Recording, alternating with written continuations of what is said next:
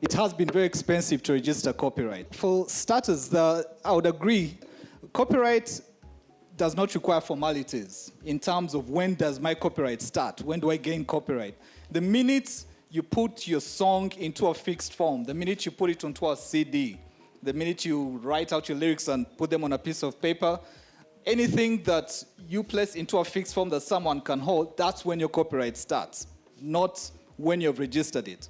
Now, the element of registration, which is also provided for in the law and is voluntary, is just for the purposes of evidence of ownership.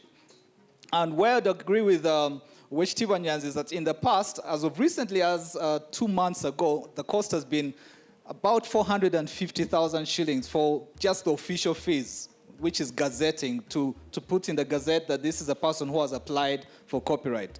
Legal fees are in the range of 1 million to 1.2 million just to help you draft all that put together. So at the end, you'd be spending about 1.5 total. But this has gone down. The publishers of the Ugandan Gazette realized that they had the cries of the people, and they lowered the official fees from 450, it's now around 150,000 shillings to gazette your corporate application. So what you have is still that professional fees, that is what the lawyers will charge you, is in the range of 1 million to 1.2. And then the gazetting or official fees came down to 150 for registering copyright. Now with the endowment fund, that is also provided for in the Copyright and Neighboring Rights Act. So it's there in the law, but in practice, yes, we're still grappling with it, that we don't have this in practice. And how do we get to protect these works? So let's think, for instance, about the studio of Byangwe.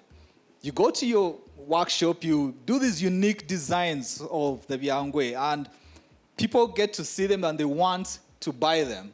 So when you register that industrial design, you can even license other companies outside the country to borrow your designs. They pay you and do the same things. So you don't have to be there, but you control the quality of what they're making. So you're quadrupling your economy in that sense. If someone is in the music studio and he comes up with a good track that people love, you can use that music as a background in an advert. You'll still get payment for that. You can use it as a soundtrack in a movie. You would still get payment for that.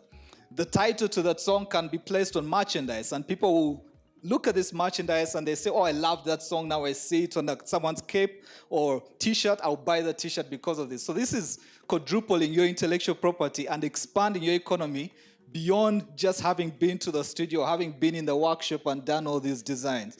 We need to provoke ourselves to think beyond just coming out with that design or that music and stopping at that. And that's how we'll actually utilize that shaft that we have in our hands.